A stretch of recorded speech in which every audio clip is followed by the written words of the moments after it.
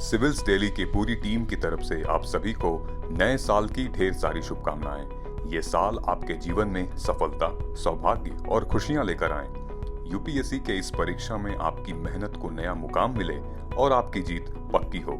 Happy new year. नमस्कार दोस्तों, उम्मीद है आप सब अच्छे होंगे। मैं सिद्धार्थ, आपका मेंटोर, स्वागत करता हूं सिविल्स डेली के इस यूट्यूब क्लासेस पर, जहां आज हम बात करेंगे प्रीलिम्स और मेन से जुड़ी कुछ इंपॉर्टेंट एंड रेलेवेंट टॉपिक्स पर from the Hindu editorial and from Indian express editorial and op-ed section. ये दो है। सो दोस्तों, आज है 6 जनवरी एंड डे है थर्सडे। ओके, सो इस चर्चा में आगे बढ़ने से पहले हम कल के दिए हुए कुछ एमसीक्यूज पे नज़र डालेंगे, जहाँ पे आपने ऑलरेडी कमेंट किया था, और ये एमसीक्यूज किस चीज़ पे बेस्ड हैं। ये ऑलरेडी जो मैंने कल लेक्चर लिया था, जो कल हमारी यूट्यूब क्लास थी, उस पे बेस्ड था और बहुत इजी था क्वेश्चन, जिसका एक तो आंसर इसका 3 होगा, गूंज, वो ऑलरेडी मैंने एक्सप्लेन कर दिया था आपको। थर्ड इसका था ग्राम पंचायत। ठीक है, कुछ लोगों का शायद आंसर गलत भी है, तो आप अपना आंसर करेक्ट कर सकते हैं। ग्राम पंचायत होगा इसका answer. In case your answer differs, please comment, उसका हम एक्सप्लेनेशन भी शेयर कर देंगे। ओके, नाउ चलते हैं हम अपने आज के एडिटोरियल की तरफ। तो ये हमारे यूट्यूब क्लासेस हैं, जिससे आप ऑलरेडी अवेयर रहते हैं, और please subscribe the press the subscribe button and hit the bell icon to get the daily updates. ना कि सिर्फ यूट्यूब वीडियोस की अपडेट, बल्कि यूट्यूब पोस्ट्स, मतलब जो कम्युनिटी टैब है हमारा, जहाँ पे हम डेली एंगेज करते हैं रेलेवेंट इन्फॉर्मेशंस, आज क्या होने वाला है, कल क्या होने वाला है, इससे रिलेटेड कुछ टॉपिक्स हम उसमें पोस्ट करते हैं, शेयर करते हैं, ओनली फॉर यू। सो आज के हम न्यूज़ पे सबसे पहले चलते हैं। तो मैंने 2 न्यूज़ हिंदू से ली है, द हिंदू से, और एक इंडियन एक्सप्रेस से ली है। Okay, and they all 3 news they are equally important. ठीक है, तो हम चलते सबसे पहले न्यूज़ पे। ये है हमारी द हिंदू की news, the Chinese challenge uncover India's fragilities. ठीक है, अभी हमने रिसेंटली क्या, कल ही और पिछले हफ्तों में कुछ बात की थी चाइना से रिलेटेड इनिशिएटिव्स की। ठीक है, एक तो यूएस वाला मामला है, एक यूएस से रिलेटेड जो चाइना ने बेल्ट एंड रोड इनिशिएटिव लिया है वो है। एक फिर अलग से एक मामला चल रहा है चाइना और रशिया के साथ। ये वाला जो मामला है, ये इंडिया के इंटरेस्ट में है। क्यों? क्योंकि हम सबको पता है रिसेंटली चाइना ने अरुणाचल प्रदेश के कुछ इलाकों में उनके शहरों का, उनके जगहों का नाम चेंज कर दिया है। So China has changed 15 names. Okay, 15 names. अगर आप यहाँ देख सकते हैं, ये मैंने न्यूज़ भी पोस्ट की है, कि इकोनॉमिक टाइम्स की न्यूज़ है, हर न्यूज़ चैनल ने पोस्ट की है, China renames 15 places in Arunachal Pradesh to buttress claims. और आपको पता है, चाइना ने जो अरुणाचल प्रदेश, जो पूरा एक प्रदेश है, उसको दूसरे नाम से, चाइनीज नाम से क्या बुलाते हैं? ज़ैंगनैन। दे कॉल इट ज़ैंगनैन और साउथ तिब्बत। कहते हैं ये हमारा एरिया है। ऐसे कैसे हो गया हमारा एरिया, राइट? सो आइए हम सबसे पहले क्या समझते हैं इसमें। सबसे पहले हम इस पूरे न्यूज़ में जानेंगे कि ये न्यूज़ इतनी गर्म क्यों है, मतलब क्या मुद्दा है इस चीज़ का, बैकग्राउंड ऑफ द मुद्दा। ठीक है, इंपॉर्टेंस ऑफ अरुणाचल प्रदेश। ठीक है, क्यों चाइना के लिए अरुणाचल प्रदेश एक बॉर्डर में बहुत इंपॉर्टेंट रोल प्ले करता है। ठीक है, और कहीं पे क्यों नहीं वो चाइना में ही अपने आसपास क्यों नहीं एक स्ट्रेटेजिक एरिया बना लेता है, क्यों अरुणाचल प्रदेश पे फोकस कर रहा है। और फिर देखते हैं चाइनाज न्यू बॉर्डर लॉ क्या है, जो कि 1 जनवरी 2022 से एप्लीकेबल हो चुका है। ठीक है, so moving on to here, ये एक जीएस पेपर 2 का टॉपिक है, इंडिया एंड इट्स नेबरहुड। ठीक है, effect of policies, politics of countries and India's interest. जो आज का हमारा टॉपिक है वो है China renames 15 places in Arunachal Pradesh, diplomacy है या एक वॉर स्ट्रैटेजी है। तो ये है हमारा China. Okay, this is Beijing, ये हमारा भारत देश है, नेपाल, इन सबको अभी हम डिटेल में समझेंगे। सो सबसे पहले हम न्यूज़ पे आते हैं।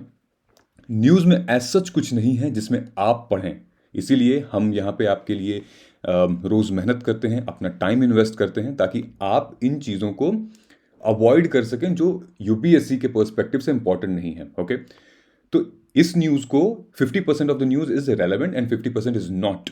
So please do not read this editorial, otherwise आपको सिर्फ यही लगेगा कि कहीं ना कहीं ये बायस्ड हैं ऑथर। ऑफ कोर्स गवर्नमेंट का डिसीजन है, लेकिन मोदी मोदी बहुत किया है इन्होंने, मोदी जी बहुत किया है मिस्टर मोदी, तो that is different thing. We cannot write these things in our news UPSC answer, but yeah, we will write some factual information. Okay, ठीक है, गवर्नमेंट हम यूज करेंगे, मिस्टर मोदी नहीं यूज करते हैं। ठीक है, सो शुरू करते हैं। Okay, that is the prime news. अगर आप चाहो तो इसको पॉज कर लो वीडियो और देख सकते हो क्या है। ठीक है, तब तक हम न्यूज पे आगे बढ़ते हैं। न्यूज़ में आगे बढ़ने से पहले हम ये डिस्कस करते हैं कि अरुणाचल प्रदेश का जो कुछ एरिया का जो रीनेम किया है चाइना ने, वो कौन कौन से एरियाज़ हैं। देखिए, चाइना ने अपने ऑफिशियल मैप में उन्होंने ये मेंशन कर दिया है 15 प्लेसेस हैं जिनका उन्होंने नाम चेंज किया है। 8 जो हैं वो रेजिडेंशियल एरियाज़ हैं, 4 जो हैं वो माउंटेन्स हैं, पहाड़ों का भी नाम चेंज कर दिया है, नदियों का भी नाम चेंज कर दिया है, माउंटेन्स 2 रिवर्स हैं, इनफैक्ट एक माउंटेन पास है जिसका नाम है सेला। ठीक है, उसका नाम भी चेंज कर दिया है। एक वक्त ऐसा आएगा जो हवा वहाँ से बहती है उसका भी नाम चेंज कर देगा, ये चाइनीज़ हवा है। ठीक है, सो इन सब का नाम चेंज कर दिया है। तो ऑफ कोर्स फ़र्क तो पड़ता है। ठीक है, हम भारत भाषा में हम अपने डाइवर्सिटी में उस नाम को, शहर को अपने भाषा से, अपने रीजनल से बुलाते हैं, और अब वो किसी और नाम से बुलाया जाएगा, चाइनीज़ नाम से बुलाया जाएगा। जैसे अरुणाचल प्रदेश को वो जैंगनैन कहते हैं, साउथ तिब्बत कहते हैं उसको। ठीक है, हालांकि गवर्नमेंट ऑफ इंडिया ने सख्त इस पे मना कर दिया है कि हम नहीं मानते, आप कितनी भी नेम चेंजेस कर लो, ये हमारा देश है, हमारा भारत है, हमारी टेरिटरी है, हम बिल्कुल नहीं मानते आप जो यहाँ कर रहे हो। ओके, सो इंडिया ने बिल्कुल मना कर दिया है। जो इंडिया के हमारे एक्सटर्नल मिनिस्टर हैं, फॉरेन एक्सटर्नल मिनिस्टर, उन्होंने मना कर दिया है इस चीज़ के बारे में कि we are not accepting it because this is our land, you can not make amendments of our land, it has to be from our constitution, not from your constitution. Okay, खैर चुप तो नहीं करा पाए, लेकिन एक अच्छा स्टैंड है इंडिया के पास। ठीक, लेकिन इतना ही काफ़ी नहीं रहेगा दोस्तों, हम पहले इसके बैकग्राउंड को जान लेते हैं। बैकग्राउंड क्या था इसका, कि ये अगर आपके स्क्रीन पे ये है वो मैप जहाँ पे मैकमोहन लाइन, ठीक है, हम स्कूल में भी पढ़ चुके हैं मैकमोहन लाइन। ठीक, कहाँ से कहाँ जाती है क्या है वो आप समझ लीजिएगा। ठीक है, हम थोड़ा सा दूसरा लेवल आता है हमारा। सो मैकमोहन लाइन से रिलेटेड ये एक मुद्दा है। हुआ क्या था कि 1911 में, 1911 में चाइना से इंपीरियलिस्टिक रूल खत्म हुआ था। ठीक है, साम्राज्य जिसको हम कहते हैं वो खत्म हो गया था। उसके बाद चाइना में रिपब्लिकन गवर्नमेंट आ गई थी। ठीक है, सो 1910 में imperialistic rule came to an end, but in 1913 Tibet became independent state. Tibet को आज़ादी मिली, फ्रीडम मिली, लेकिन वहाँ की जो चाइना की, तिब्बत किधर है, ये है तिब्बत। ठीक है, तिब्बत को 1913 में आज़ादी मिली, लेकिन चाइना की जो गवर्नमेंट थी 1912 से लेके रिपब्लिकन गवर्नमेंट थी। रिपब्लिकन गवर्नमेंट ने ये बोला कि हम नहीं मानते कि तिब्बत आज़ाद है, हम ये मानते हैं तिब्बत हमारे देश का पार्ट है और एक कल्चरल हेरिटेज फॉलो करता है। बहुत मीठी सी लैंग्वेज में जो उस टाइम के रूलर थे, जो उस टाइम के गवर्नमेंट थी, उस रूलर नहीं कहेंगे, गवर्नमेंट थी उस टाइम पे, उन्होंने कहा कि भैया तिब्बत हमसे अलग नहीं हुआ है, हमसे ही है तिब्बत और हम उसको अपना मानते हैं। तभी क्या होता है, तभी लोहा गर्म था उस टाइम पे, बस सही जगह पे हथौड़ा पड़ गया। मतलब 1914 में, हम सबको पता है, इंडिया में कॉलोनियलिज्म चल रहा था, ब्रिटिश राज हुकूमत थी। ठीक, 1914 में शिमला कन्वेंशन आता है। The McMahon line is demarcation line agreed between Tibet and British Raj as a part of 1914 Shimla convention. यहीं पे शिमला कन्वेंशन आता है और यहाँ पे कहा जाता है कि ये जो लाइन है पूरी ईस्टर्न हिमालय की जो लाइन है along with north eastern Burma, ठीक है, वो इंडिया की है and the rest is of Tibet. ठीक है, so the Republic of China वहाँ पे पार्ट नहीं था, ये मैं आपको बता, ये है मैकमोहन लाइन, येलो की जो येलो हाईलाइटेड है, this is the McMahon line, और यही शिमला एग्रीमेंट हुआ था. This was a pure demarcation between Tibet and British Raj, मतलब कि उस टाइम पे इंडिया. ठीक है. कहा जाता है कि चाइना उसमें सिग्नेटरी तो नहीं था, but China was available there. China, Republic of China was a part of the conversation, the discussion, but not the agreement. But its representative had overall boundaries of Tibet which included the entire segment. तो ये मामला हुआ था. और China आज भी नहीं agree करता है कि हम नहीं मानते मैकमोहन लाइन को, हम नहीं मानते इस इंटरनेशनल बाउंड्री को, हम नहीं मानते इस इंटरनेशनल ट्रीटी को या शिमला कन्वेंशन अग्रीमेंट को. हम मानेंगे जो जहां हमने साइन किया है, जहां हमारा अकॉर्ड है. ओके. तो बहुत हम हिस्ट्री में नहीं जाएंगे. ठीक है. उसकी एक अलग कहानी है. हम यहां से शुरू करते हैं. ठीक है. कि चाइना नहीं मानता है उन सारी बातों को. ठीक है. सो ये था थोड़ा सा बैकग्राउंड. तभी से थोड़ी सी इन्फिल्ट्रेशन, तभी थोड़ा सा चाइना हमेशा कोई ना कोई एक्सरसाइज करता रहता इन एरियाज में. ठीक है. कभी वो मिलिट्री एक्सरसाइज करेगा, कभी यहाँ पे नॉर्मल कुछ भी छोटा मोटी कोई डेवलपमेंट करने लगेगा, लेकिन हमेशा इस जगह पे कंटिन्यू रहेगा, इस जगह को छोड़ के नहीं जाता है China. Okay. So this is how it has been done in the past. अब मामला ये बनता है कि अरुणाचल प्रदेश ही क्यों, और कोई स्टेट क्यों नहीं, और भला और कोई स्टेट ही क्यों. चाइना इतना बड़ा है, वो अपने में कोई एक परफेक्ट जगह लेके वहाँ पे स्ट्रेटेजिक प्लान बना सकता है इंडिया को या कैप्चर करने का या फिर अपने बाउंड्रीज सिक्योर करने का. अरुणाचल प्रदेश ही क्यों. ओके. सो 3 चीज़ें यहाँ मैं बताऊंगा. पहला है जो मोनपा कम्युनिटी.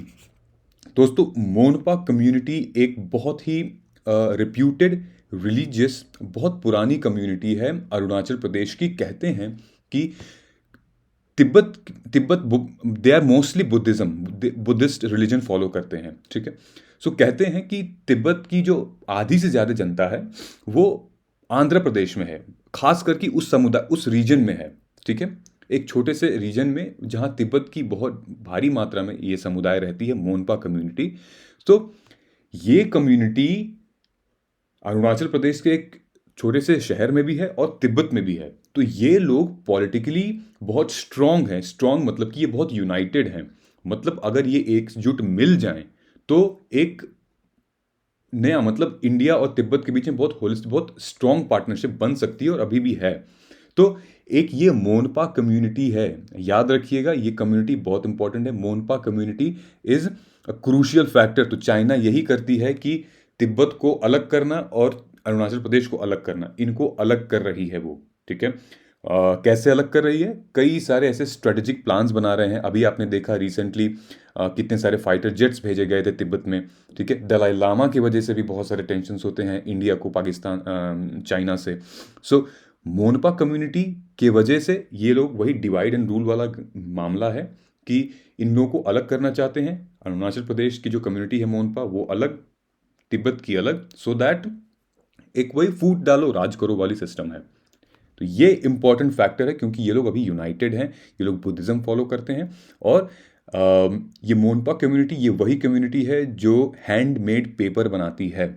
इसके बारे में अगर आपको थोड़ा सा भी पता होगा तो सर्च करना और मुझे बताना that what does this community means. Okay. This is equally very very important. Okay. Now दूसरी है यहाँ पे जो मेजर है वो Tawang monastery. Tawang monastery is one of the world second largest monastery, जहाँ पे सबसे ज़्यादा बुद्धिज़्म प्रैक्टिस होती है, सबसे ज़्यादा मंक्स भी हैं वहाँ पे. ये एक मेजर रोल प्ले करता है. ओके. बहुत सारे तादाद में, यानी कि कुछ लोग, बहुत सारे जो मोनपा कम्युनिटी के लोग हैं वो यहाँ से वहाँ जाते हैं, वो लोग यहाँ से यहाँ आते हैं. सो एक एक जर्नी लगी रहती है यहाँ पे. ठीक है. थर्ड जो फैक्टर है भूटान फैक्टर. अब मैं आपको भूटान कहाँ पे है, भूटान यहाँ पे है. ठीक है. इस इमेज में नहीं, इसमें दिखाता हूँ आपको भूटान फैक्टर. सो ये है हमारी मैकमोहन लाइन. ओके. चाइना क्या करता है, भूटान ऑलरेडी ठीक है, बहुत छोटी कंट्री है, बहुत वीक है इस मामले में, ठीक है। तो चाइना कहीं हर थोड़ा थोड़ा थोड़ा कुछ ना कुछ एक्सरसाइज करता रहता है, कोई नई डेवलपमेंट बनाता रहता है, यहाँ पे कोई पोर्ट बना देगा या फिर कोई मिलिट्री एक्सरसाइज करवाता रहेगा यहाँ पे, ठीक है। सो दैट एंगेज करता रहता है अपने, कह सकते हैं कि धीरे धीरे कैप्चर कर सकता है। तो अगर भूटान को चाइना इन्वेड करता है, अगर भूटान को चाइना कैप्चर करता है इस तरफ से, ठीक है, क्योंकि ये पूरा एरिया ये चाइना का ही है, नेपाल ये पूरा एरिया चाइना का ही है, it will be easy for Bhutan China to capture Bhutan. So ये एक स्ट्रेटेजिक प्लान है चाइना का कि ये वाला एरिया कवर कर सके, और जब भूटान को कवर कर लेगा तो फिर अरुणाचल प्रदेश को कवर करना थोड़ा सा इजी हो सकता है, क्योंकि ये वाला एरिया बहुत ज़्यादा सटा हुआ है अरुणाचल प्रदेश से, और बहुत ही स्ट्रेटेजिक चैलेंजेस यहाँ पे आ सकते हैं, फंक्शनल चैलेंजेस यहाँ आ सकते हैं, जो कि अगर चाइना कवर कर लेगा इसको तो वो चैलेंजेस ओवरकम हो जाएंगे।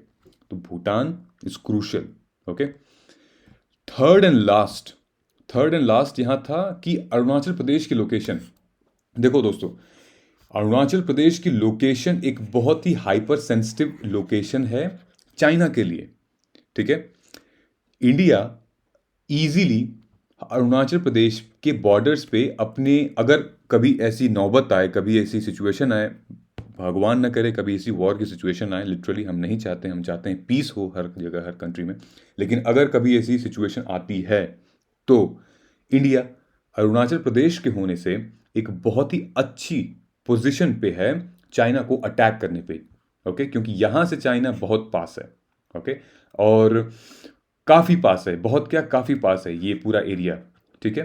तो अरुणाचल प्रदेश पे के जो बॉर्डर्स हैं, यहाँ से India easily military exercise conduct कर सकती है, हैवी मिलिट्री एक्सरसाइज, जो कि बहुत ज़्यादा डैमेज कर सकती है चाइना को। इसीलिए अरुणाचल प्रदेश को चाइना कहीं ना कहीं से धीरे धीरे करके कैप्चर कर लेना चाहता है, ताकि यहाँ पे वो होल्ड बना ले, तो फिर उसको ये एरिया कवर करने में कोई दिक्कत नहीं होगी, वो आराम से यहाँ पे अपने वेपन्स के थ्रू, पार्टनरशिप प्लानिंग के थ्रू कैप्चर कर सकता है। लेकिन इतना आसान तो रहेगा नहीं, ठीक है। और डिटेल में थोड़ा सा आते हैं। लास्ट जो पॉइंट हमारा है, चाइनाज न्यू बॉर्डर लॉ। उससे पहले हम ये जानते हैं कि चाइना का बॉर्डर डिस्प्यूट क्या है, कितने किलोमीटर का है। So China has 22,100 kilometre land borders with 14 countries.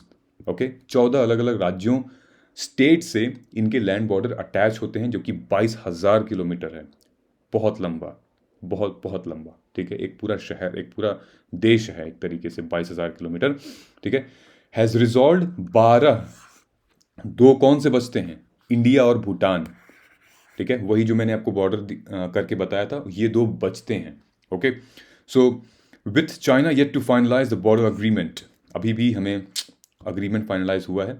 China and Bhutan signed MOU forming 3-step road map for expenditure boundary negotiation. India China border dispute covers almost 3,488 along with line of actual control, और जो कि Chinese Bhutan वाली जो dispute है वो 400 kilometre भी है। तो आप मुझे ये बताइएगा कि ये जो अभी लद्दाख LAC में, ठीक है, मैकमोहन लाइन में और LAC में क्या फ़र्क है, इनके डिस्प्यूट्स में क्या फ़र्क है। आप समझ रहे हैं मैं मेरा क्वेश्चन क्या है, LAC और मैकमोहन लाइन, ओके, इनके बीच का जो डिस्प्यूट है उनमें क्या फ़र्क है, ठीक ठीक है। बेसिकली मुझे एक दो आप लाइन लिख के बता दीजिएगा, and we will discuss here in detail. Okay, now हम ये समझते हैं कि चाइनाज न्यू बॉर्डर लॉ क्या था। So delimitation and survey of land borders 1 जनवरी 2022 को ये एप्लीकेबल हो गया था।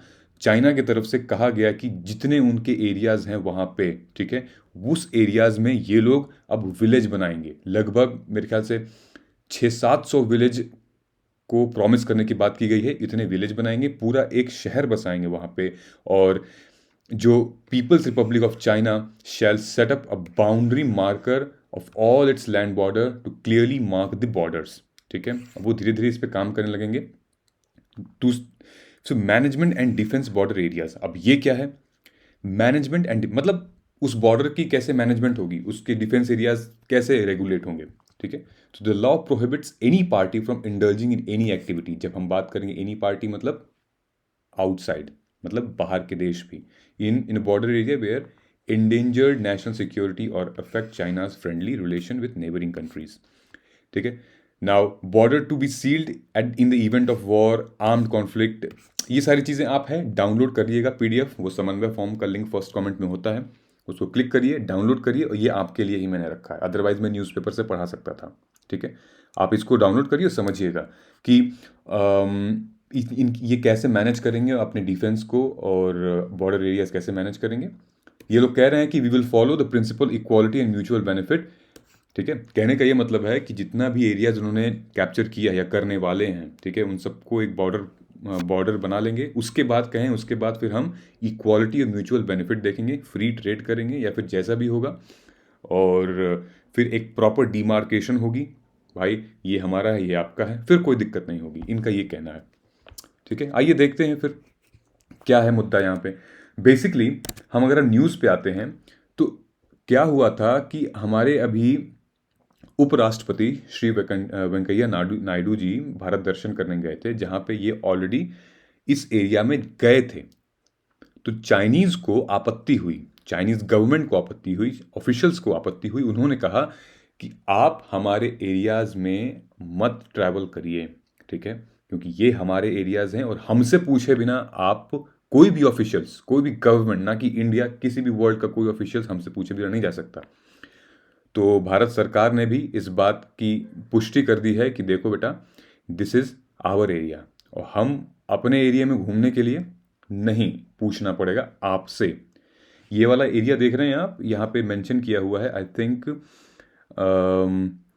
Last month Indian political counsellor embassy Zhao Yongshun, इन्होंने इंडियन पार्लियामेंट को ये लिखा था कि आपके दो ऑफिशियल्स राजीव चंद्रशेखर एंड रामदास अथावले, ये लोग इन एरियाज में विजिट किए हैं, और ये लोग उन लोगों से मिल रहे हैं जो कि तिब्बत गवर्नमेंट से रिलेटेड हैं या फिर एग्जाइल से रिलेटेड हैं, ये एक कोई सेपरेटिस्ट ग्रुप है उनसे रिलेटेड हैं। ये लोग आपके ऑफिशियल्स मिलने गए हैं। क्यों मिलने गए हैं? तो चाइनीज गवर्नमेंट ने ये पार्लियामेंट में लेटर भेजी थी एक्सटर्नल मिनिस्टर को। तो फिलहाल एक्सटर्नल मिनिस्टर ने इस पर कोई जवाब नहीं दिया है, कोई टिप्पणी नहीं की है। वो कह रहे हैं तुमको बोलो जो बोलना है, हमारा एरिया है भाई, हम कहीं भी जा सकते हैं, हम कहीं भी ट्रैवल कर सकते हैं। ठीक है, so India is having its firm stand actually on these steps, और इंडिया ने सिंपली खारिज कर दिया है कि बकवास है ये सब, हम मानते हैं हमारा संविधान चेंज करेगा तभी कुछ चेंज होगा, आपके कहने से कुछ नहीं होगा। सो this is how they have reacted, और इसके लिए इंडिया ने ऑलरेडी बहुत सारी स्ट्रेटेजिक पार्टनरशिप कर रखी है। किसके साथ कर रखी है? To tackle the China Arunachal Pradesh dispute, Kashmir dispute, Ladakh dispute, ये सब के साथ को टैकल करने के लिए यूएस के साथ पार्टनरशिप की है, ऑस्ट्रेलिया के साथ की है, जो क्वाड कंट्रीज़ हैं, जापान के साथ की है, ताकि जो इंटेलिजेंस शेयरिंग हो और जो बॉर्डर सिक्योरिटी हो, जो चाइनीज़ दे रहे हैं, जिन चाइनीज़ की वजह से चैलेंजेस हैं, वो कवर हो सके। ठीक है, इतना ही था इस आर्टिकल में, बाकी ये सारी एडिशनल इन्फॉर्मेशन मैंने आपको दी है। तो प्रीलिम्स और मेंस के पर्सपेक्टिव से दोस्तों ये मुद्दा क्या है? इंटरनेशनल बॉर्डर्स जो हैं, डिमार्केशन, वो इंपॉर्टेंट है आपके लिए, ध्यान में रखिएगा। मैकमोहन, रैटक्लिफ और ये एलएससी वाली बात जो मैंने क्वेश्चन पूछा था उसको कमेंट करके प्लीज़ बताइएगा। ठीक है, ब्रह्मपुत्र रिवर, अरुणाचल प्रदेश, इनफैक्ट जो चाइना ने नाम चेंज किया है ना, वो भी इंपॉर्टेंट नहीं है, वो नहीं आएगा, क्योंकि इंडिया एक्सेप्ट नहीं करता उस चीज़ों को, तो वो क्वेश्चन में भी नहीं आएगा। ये चीज़ ध्यान रखिएगा, ओके? तो फिर टाइम वेस्ट मत करना उसमें।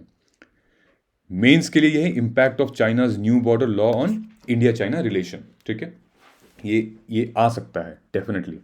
ठीक है, तो इस पर ट्राई करिएगा, क्वेश्चन लिखने का, फ्रेमवर्क बनाने का कोशिश करिएगा। ठीक, नेक्स्ट हम चलते हैं अपनी न्यूज़ पे। हमारी एक दूसरी न्यूज़ थी जो कि इंडियन एक्सप्रेस से थी। ठीक है, ये एक जीएस पेपर 3 का टॉपिक है, बहुत ही इंटरेस्टिंग टॉपिक है ये, और जीएस पेपर 3 का आईटी एंड कंप्यूटर से related, India and neighbourhood challenges, internal security, communication, यही सारे जीएस पेपर 3 में। टाइटन द नेट, हुआ क्या था?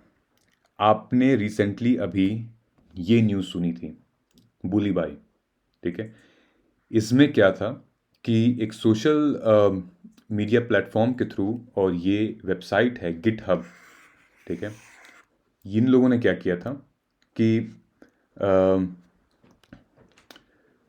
बेसिकली दो मामले सामने आए। ये साइबर हब क्राइम इशू है विमेन से रिलेटेड, जहाँ पे ढेर सारे विमेंस को एक ज़रिया बनाया जाता है, एक एक फंक्शन ऐसा बनाया जाता है कि अ, उनका ट्रैफिकिंग करें, ऑनलाइन ट्रैफिकिंग हो, ठीक है। और ना तो सिर्फ ऑनलाइन ट्रैफिकिंग, बल्कि जितने भी वुमेन रिलेटेड इश्यूज हैं उनको आप एक एक डिजिटल तरीका दे रहे हो। Online is like naming and shaming everything, ठीक है। कुछ भी हो सकता है केसेस। अगर एक फॉर एग्जांपल अगर एक लड़का लड़की एक रिलेशनशिप में है, और लड़की अगर किसी बात से अग्री नहीं कर रही है, शादी ना करने से अग्री कर रही है, या कोई भी ऐसी चीज़ें, तो लड़का क्या करता है कि इस सिचुएशन में वो उसकी कुछ पर्सनल इमेजेस हैं, कुछ चैट्स हैं, पर्सनल चैट्स, उसको सोशल मीडिया प्लेटफॉर्म पर डालता है, उसकी इमेज को मॉर्फ करता है, और इन प्लेटफॉर्म्स के ज़रिए उसको बदनाम करता है। और एक तरीके का एक क्राइम है जो कि इन विमेंस को झेलना पड़ रहा है, और इसकी वजह से बहुत मानसिक तनाव, एक एक सोशल जो चेंजेस, जो सोशल इश्यूज जो आ रहे हैं, वो बहुत झेलना पड़ता है विमेंस को। तो हाँ, ऐसा ही कुछ इशू यहाँ पे हुआ। जो ऑथर हैं, she is an IPS officer, जो कि अभी रिटायर हो चुकी हैं, DG bureau of police research and development, ठीक है। सो बहुत ही प्रैक्टिकल इन्होंने मेंशन किया हुआ है। सो था क्या ये बुली बाई का केस क्या था? रिसेंटली अभी बुली बाई से रिलेटेड एक मुद्दा सामने आया, जहाँ पे एक ये जो गिट हब है, इसको वेबसाइट का सोर्स बनाया गया, ठीक है। कहा जाता है ये गिट हब वेबसाइट का सोर्स खालसा सिख फोर्सेस हैं, उनका ये सोर्स है, उन्होंने कहा है, ऐसा जो सोर्सेस कह रहे हैं, ठीक है। और यहाँ पे क्या होता है, ये एक मुस्लिम वुमेन्स को ऑनलाइन ऑक्शन करने का जरिया है, ठीक है। और मतलब कितनी घटिया बात है। और दूसरा ही मामला जुलाई में आया था, जहाँ पे एक सुली डील्स, सुली डील्स में क्या होता था कि यहाँ मैंने मेंशन किया हुआ है, ठीक है। Sulli deals which profile 80 Muslim women's describing them deal of the day. बताइए, ये ज़माना आ गया है, अब आप ऑनलाइन वुमेन्स को, मतलब कोई भी जेंडर हो, मेन विमेन, आप डील ऑफ द डे के हिसाब से, मतलब एक तरीके से एक जिस्म फरोशी का धंधा चल रहा है। Online is like prostitution and trafficking. So पहले ये चीज़ें ऑफलाइन होती थी, अब चीज़ें ऑनलाइन हो रही हैं। सो इस मामले को टैकल करने के लिए इंडियन गवर्नमेंट ने बहुत सारी स्कीम्स निकाली हैं, बहुत सारे टेक्नोलॉजिकल टर्म्स भी हैं जिनको हम समझेंगे क्या है वो, ठीक है। इसको थोड़ा सा और डिटेल में जानने के लिए वी विल अंडरस्टैंड दैट जो ट्राई है, telecom regulation authority of India, उनका ये कहना है कि 2021 के दिसंबर महीने तक हमारे पास जो यूज़र हैं इंटरनेट के, वो लगभग 825 मिलियन हो गए हैं। और आपको पता है 1 मिलियन में 10 lakh, 825 million, it's huge, huge.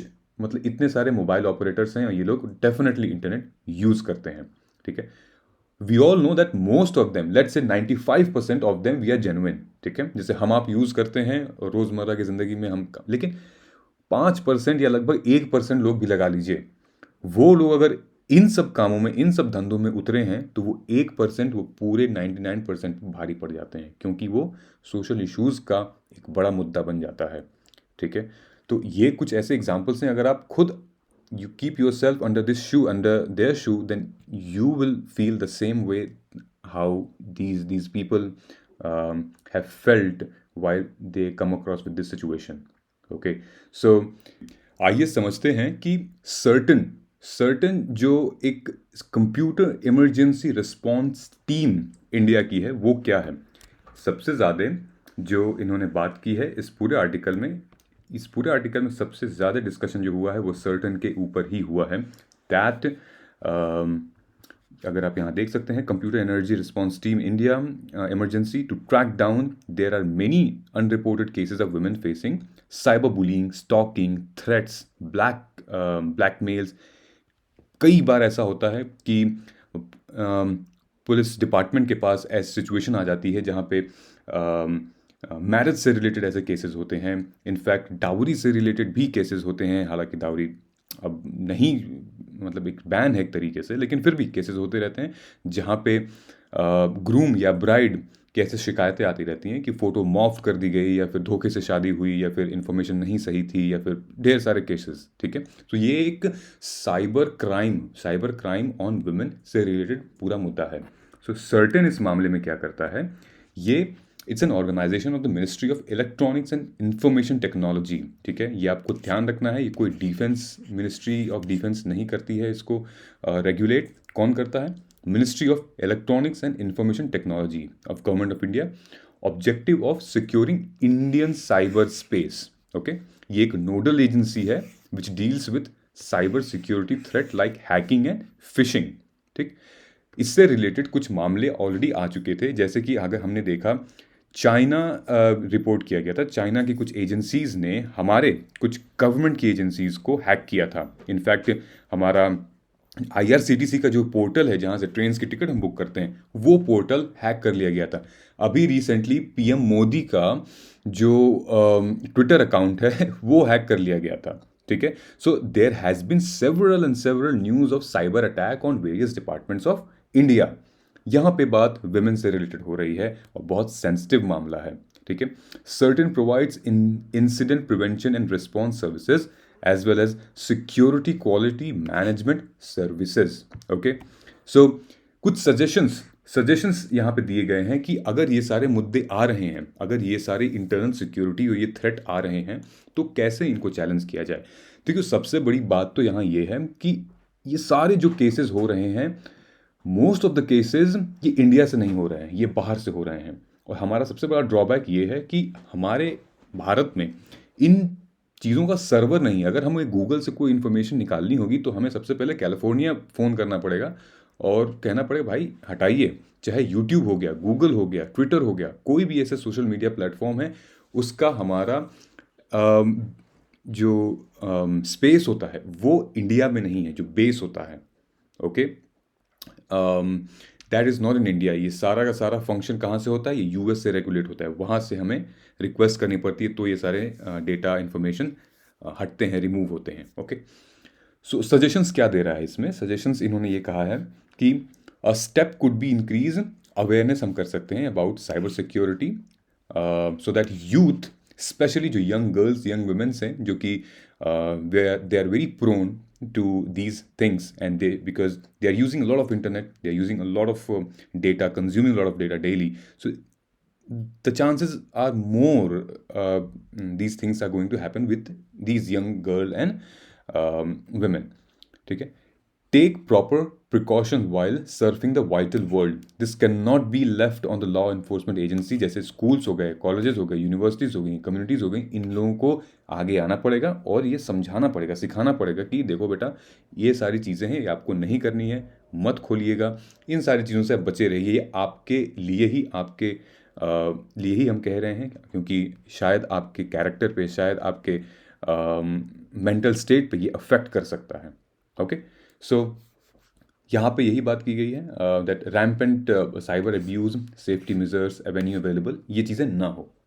We also involve social media platforms and encourage them to monitor and check abusive traffic, create more safeguards for user. इसीलिए हमारा ये DPR आ रहा है, data protection regulation, data protection rules, जो कि अभी bill के form में है, अभी इंट्रोड्यूस कानून नहीं बना है, और इसी पे चर्चा हो रही है काफ़ी। ठीक है, जहाँ तक कि ये उम्मीद है कि JPC भी बैठने वाली है इस पे। ओके, दूसरा क्या सजेशन है? ये तो पहला था। दूसरा सजेशन हम ये दे सकते हैं कि we need better infrastructure, more special cyber cell, police station, regular training. ठीक है, collaboration with cyber experts on continuous basis. ठीक है, अगर हम एक्सपर्ट की बात करें तो यहाँ पे हमारे यहाँ इंफ्रास्ट्रक्चर तो है इंडिया में, लेकिन स्किल सेट नहीं है। ठीक है, वो स्ट्रक्चरल अनएम्प्लॉयमेंट है, स्ट्रक्चर उस चीज़ का नहीं है। हमारे पास बिल्डिंग्स है, पैसा रुपए हम खर्च कर देंगे, लेकिन हमारे पास मैन पावर नहीं है, स्किल्ड बंदे नहीं हैं। ठीक है, गवर्नमेंट में। ठीक, तो उनको हमें ये बहुत प्रोग्रेसिव स्टेप होगा अगर ये हम डायमेंशन ओपन करते हैं, और ओपन करना चाहिए, so that they will help government to fight these situation, specially cyber crime relating to women and internal security. ठीक है, कौन कौन चीज़ें, बुलिंग, थ्रेटिंग, मॉफिंग, प्रोफाइलिंग, ये सारे केसेस हैं वो समझ में आ जाएंगे। Prompt reporting of cyber crime by citizens, technically proficient in investigating by police, ये सारी चीज़ें, यानी कि जो केसेस भी हो रहे हैं, जो केसेस एनसीआरबी के वेबसाइट पे फाइल हो रहे हैं, इनफैक्ट जो रिपोर्ट होते हैं ऑनलाइन, उन पे फास्ट ट्रैक करना भी यहाँ पे बोला गया है कि उसको फास्ट ट्रैक करना, क्योंकि वो ऑनलाइन मुद्दा बहुत तेज़ी से स्प्रेड होता है, बहुत जल्दी वायरल हो जाता है। तो उस पर अगर हम फास्ट ट्रैक रेगुलेट करें, ठीक है, एक्शन लें, तो जो लार्जर डैमेज है वो होने से बच जाएगा। ठीक, नाउ, और स्पेशली किस पे बोला गया है यहाँ पे, offender who are terrorising people, specially women, in the virtual as well as the real world. ठीक है, एक प्रीलिम्स और मेंस का क्वेश्चन यहाँ ये बनता है कि ये तो सारी चीज़ें ठीक है जो हमने अभी डिस्कस की हैं, but what are some important government initiative for cyber space security. ये आप एक बार, मेरे ख्याल से 3-4 ऐसी प्रोमिनेंट इनिशिएटिव्स हैं जो सरकार ने लिए हैं, वो कमेंट करके एक बार समझाइएगा, बताइएगा, so we will look into it. ठीक है, एक नेक्स्ट न्यूज़ जो हमारी थी वो है, these islands of excellence must not be marooned. ये हमारी ये एक ऐसी न्यूज़ है जिसको हम ज़रूरी नहीं कि हम एक प्रेजेंटेशन के फॉर्म में बताएं, ये न्यूज़पेपर से मैं आपको बता देता हूँ। ये जिस्ट क्या था इस पूरे आर्टिकल का, बेसिकली जो हमारे चीफ जस्टिस ऑफ इंडिया हैं एनवी रमन्ना साहब, ये बहुत टाइम से और काफ़ी बार ये इस बात को प्रेशर दे चुके हैं कि जो लॉ ग्रेजुएट्स हैं उनको समाज से रिलेटेड, सोसाइटी से रिलेटेड एकेडमिक मतलब चीज़ें पढ़नी चाहिए, समझनी चाहिए, क्योंकि ये लॉ ग्रेजुएट जो हैं वो एक अलग ही लेवल पे अपनी एक्सीलेंसी दिखा रहे हैं और समाज से इनका नाता रिश्ता टूट गया है। ठीक है, तो इनका कहना, और ये एक बार नहीं, इन्होंने बार बार कहा है इस बात को, क्योंकि इन्होंने ऑब्जर्व किया है कुछ यूनिवर्सिटीज़ को जो इस ट्रेंड को फॉलो कर रही हैं, अपने जो स्कॉलर्स हैं, उनके जो बैचलर्स हैं, उसमें उनको ये प्रमोट भी कर रही हैं कि आप, you are the example of excellency, but you cannot be an excellent if you are not associated with social samajik issues and social issues, or maybe society. Okay, how can you prove your excellence? So यहाँ पे ये पूरे article में, ये मैंने yellow से जो mention किया है, उन्होंने उनकी ऑब्जर्वेशन है that he observe the national law university were being perceive as elitist and detached from social realities because not enough studies are joining the bar. ठीक है, earlier CGI has made comment that law graduates were ill-equipped to handle professions such as substandard legal education. क्या होता है कि जब हम इसमें आते हैं इसके कॉन्ट्राडिक्शन में, तो बेसिकली जितने भी ये लॉ यूनिवर्सिटीज़ हैं वो अपने स्कॉलर्स को, जो उसमें बच्चे पढ़ रहे हैं, उनको यही इन्फ्लुएंस करते हैं, मोटिवेट करते हैं कि आप जो है वो बिग कॉरपोरेट्स में जाइए, वहाँ जॉब करिए। ठीक है, बार काउंसिल ऑफ इंडिया का एग्ज़ाम उनमें से बहुत कम देते हैं। बार काउंसिल ऑफ इंडिया का एग्ज़ाम मतलब कि वो एडवोकेट बन जाते हैं, अधिवक्ता बन जाते हैं। ठीक है, वो मैंने आपको डिफरेंस समझाया था लॉयर और एडवोकेट के बीच में। तो बहुत कम ऐसे स्टूडेंट्स हैं जो इतनी अच्छी यूनिवर्सिटी से पढ़ के और बार काउंसिल ऑफ इंडिया का एग्ज़ाम नहीं दे रहे हैं, वो डायरेक्टली कॉर्पोरेट्स में चले जा रहे हैं, and then they becoming legal adviser and some other companies and big corporates. So this should not be the case.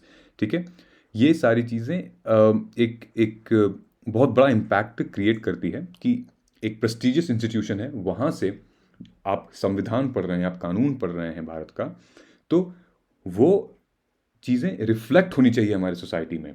ठीक है, आपको हेल्प करनी चाहिए हमारे सोसाइटी को, जो पेंडिंग केसेस हैं, जो ग्रीवियंसेस रिड्रेसल हैं, उन मामलों में। दो कॉन्ट्रडिक्शन सामने आए। पहला कॉन्ट्रडिक्शन ये था जो मैंने आपको डिस्कस कर दिया कि imparting pedagogy focused on securing placements in corporates and corporate firms. ठीक है, बहुत सारे कॉर्पोरेट फर्म्स हैं जिसमें ये लोग बहुत, मतलब it's their dream to be part of that corporate firm. ठीक है, अनदर दूसरा कॉन्ट्रडिक्शन ये, कहने को ये है नेशनल लॉ यूनिवर्सिटी, लेकिन इसमें जो फंडिंग होती है वो स्टेट की होती है। ओके, तो क्या होता है इससे कि जब आप नेशनल लॉ यूनिवर्सिटी कह रहे हो, जब स्टेट आपको फंड कर रहा है, तो एक तरीके का स्टेट जो है वो एक एहसान ही कर रहा है यूनियन गवर्नमेंट से रिलेटेड चीज़ों पे।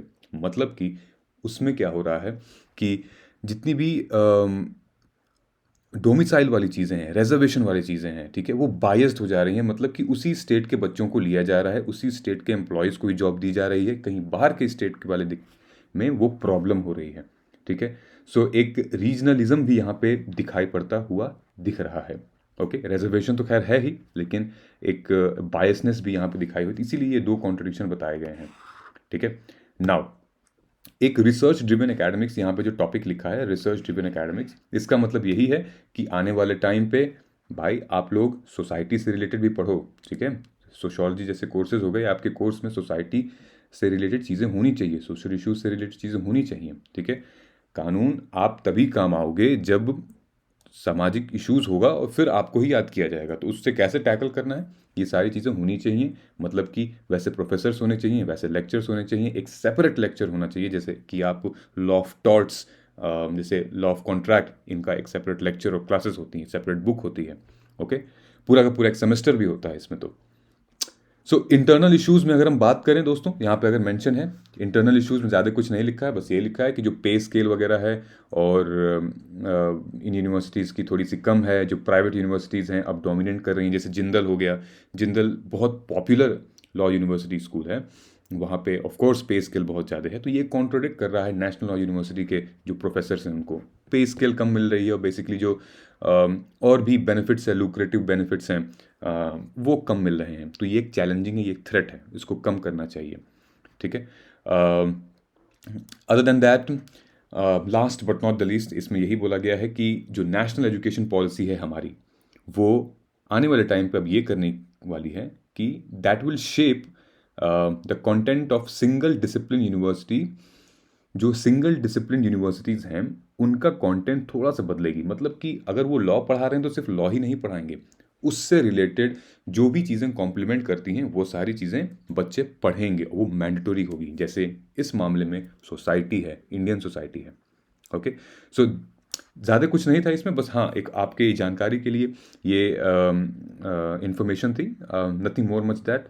Rest, coming back to this presentation, so here हम आज का सेशन यहाँ पे ख़त्म होता है। I hope you enjoyed and like the information. In case कोई डाउट होगा तो पूछे गए क्वेश्चन से पहली बात आप उसको कमेंट करके बताइए। कोई डाउट हो तो प्लीज़ आप वहाँ पे रेफर कर सकते हैं and we will discuss in detail. Okay, so मिलते हैं कल के एनालिसिस में, तब तक के लिए आप ख्याल रखें। जय हिंद।